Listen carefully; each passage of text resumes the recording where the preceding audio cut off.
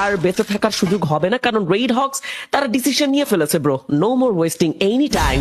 যে সামনে পড়বে কি করবে আরিয়াজ? তাকেই ফিনিশ করা হবে এবং ঠিক সেই কাজটাই তারা এখনো পর্যন্ত করেই চলেছে। এক্সট্রিমিয়াক্স এর সাথে তাদের পয়েন্টের ব্যবধানটা মোটামুটি ভালোই, এবং সেই ব্যবধানটা যদি তারা ওভারকাম করতে চায় তাহলে এইরকম ডমিনেশনই প্রয়োজন।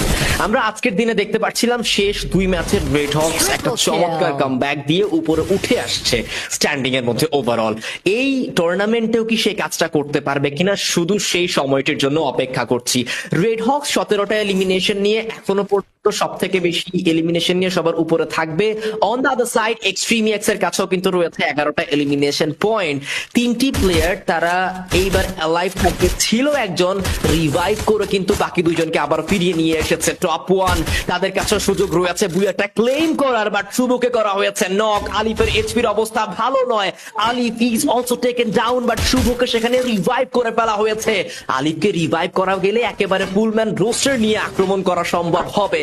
ক্লোজ রেঞ্জে আসছে জব ব্রেকার, সুযোগ দিবে না কোনো প্রকার। একটা মাত্র ভুল খুঁজে পেলেই সেই ভুলটা ধরেই কিন্তু কামড়টা দিবে। একটা ফ্রিজ ব্যাংক থ্রো করা হয়েছে, ইউটিলিটিস গুলোর ব্যবহার ওপেন গ্রাউন্ড ফাইটে খুবই ইম্পর্টেন্ট। শুরুতেই শুভ হয়েছে নক, ফাহিম গোড জব ব্রেকার্স এর সাইড থেকে নক হয়েছে। প্রান্তর এইচপির অবস্থা ভালো নয়, তীব্র তার তরফ থেকে আক্রমণ গিয়েছে রাত, he is also taken down. Pranto the last man standing in the side and the job breakers শেষমেশ বিডি টপ 1 দেরকে তারা সম্পূর্ণরূপে করলো eliminate. What a team and what a performance from the side of team Jawbreakers. Job breaker নামটা যেন আবারও আমাদেরকে বেশ আনন্দিত করছে। তবে তুর্জো নো নো নো ব্রো, এবার আর বের হবার সুযোগ পাবেন না। ব্লেডের হেডশট, বের হতে হবে এই লবি থেকে। তবে হ্যাঁ, ওয়েভার্ন তাদের জায়গা থেকে এখনো 3টি প্লেয়ার ফাইটে যাওয়ার জন্য প্রস্তুত। আপার গ্রাউন্ড আর কতটা উপরে উঠবে ফ্লিকার আমি জানি না, এর থেকে উপরে আর কোনো জায়গা কি রয়েছে কিনা। ফ্লিকার একদম হাইস্ট টপ পজিশনে চলে গেছে এবং সেখান থেকেই তিনি তার স্নাইপিং এর সেই জাদুকরি শট গুলো দিবেন, বুলেট গুলো থ্রো করবেন। তবে ক্রেজি গেমার ব্লেডা তার চার্জেই এবার লুজ হতে হচ্ছে প্লেয়ার গুলোকে। আরো একবার রেড হক্স এর রাজত্ব চারপাশেই যেন তারা খুঁজে বেড়াচ্ছে প্লেয়ারকে, হাসি রাখেও বিদায় দিয়েছেন।